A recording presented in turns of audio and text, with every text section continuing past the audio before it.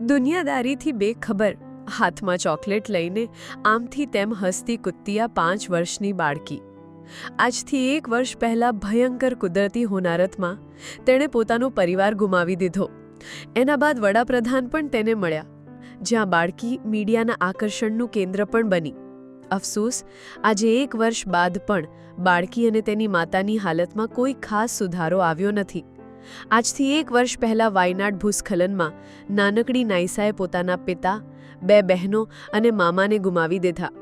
સગડું છીનવાઈ ગયા બાદ નાઈસા અને તેની માતા જસીલા જીવનને ફરી પાટે ચઢાવવા મથી રહ્યા છે। આ ભયંકર આપદા પછી નાઈસા અને તેની માતા જસીલા રાહત શિબિરમાં વડાપ્રધાનને પણ મળ્યા હતા।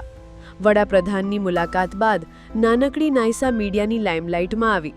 ઘણા લોકો તેની મુલાકાતે પણ આવ્યા, છતાં આટલી ચર્ચામાં રહ્યા બાદ તેમના જીવનમાં કોઈ સુધારો આવ્યો નહીં।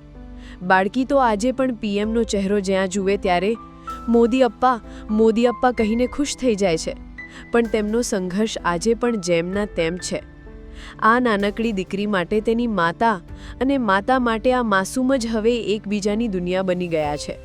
મહત્વનું છે, 30 જુલાઈ 2024ની રાતે થયેલા વાયનાડમાં થયેલા ભૂસ્ખલનમાં 263 લોકોના મોત થયા હતા, તો 35 જેટલા લોકો ગુમ હતા, જેમની પછી ક્યારેય ભાળ જ ના મળી।